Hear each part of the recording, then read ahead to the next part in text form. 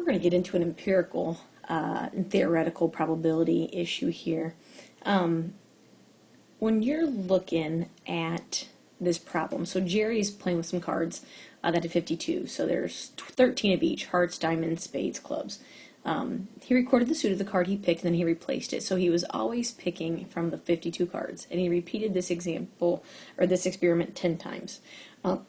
The outcomes are here. So we call this empirical probability. Empirical meaning, I like to think of it as an experiment. So if you actually do something and you record your data, that is empirical. It's like an experimental probability. Whereas if you just think about what should happen, theoretical is what should happen based off of what you know. So like with there being, there's 52 cards and there's 13 of each one. So theoretically, if there are 13 clubs and there are 52 total, well, 13 over 52 reduces to 1/4. I should have a 1/4 chance of getting a club. That goes the same with spades, diamonds, or hearts. You have an equal chance of each one, theoretically. Based off of empirical, your probabilities might be different. So that's what we're going to kind of look at here. Oh my gosh, I started at the end. But I think that's actually a good thing. So knowing the difference between empirical and theoretical, where empirical is Jerry's actual experiment and theoretical is what should happen, we can do this problem. I actually am kind of glad I started at the back. So based on this results, this is the empirical probability of selecting a spade. Well, we know there were 10 experiments done total, so the total goes on the bottom. Spade, well, he picked 2 spades. So his experimental probability is 1/5, or 0.2. You can write it as a decimal or as a fraction.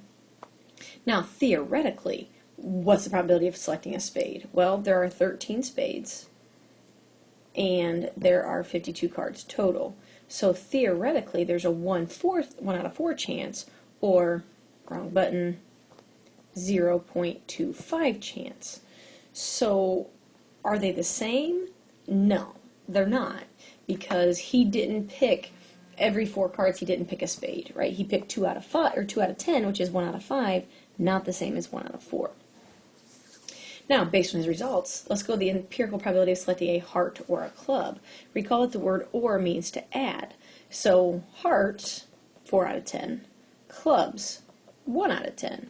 Empirical probability of 5/10, which is 1/2, as a decimal, 0.5. That's the empirical probability of selecting a heart or a club. Well, what's the theoretical probability of selecting a heart or a club? Well, theoretically, it's equally likely. There's 1/4 of the cards are hearts, 1/4 of the cards are clubs. So theoretically, we have 1/4 plus 1/4, which is 2/4. That reduces to 1/2, which is 0.5. Notice they're the same. Now, kind of switching gears, a little bit more of a thought process. Would the empirical probabilities have been the same if he had drawn more cards? So right now, the empirical probability of drawing a heart is 4 out of 10. Well, if he would have drawn one more card and it was a spade, right, now he has 11 total. So if we were talking about hearts, if he had drawn one more card, now the empirical probability of drawing a heart would be 4 out of 11, because the total would now be 11. So with empirical probabilities, when you draw more cards, you're changing all of your probabilities. So no, they wouldn't be the same. It's going to depend on how many you pick and what the spread is, but very unlikely that as you pick more cards, your empirical probability stays the same. Now, theoretically, does your theoretical probability, is it the same? Well, right now, again, let's kind of stick with hearts. Theoretically, right now, the probability of picking a heart is 1/4, because it's, 1/4 of the cards are hearts. If he had picked more cards, and these are the results, theoretically, you're still at 1/4 for hearts. It doesn't matter what your results are. Theoretically is what should happen, not what is happening.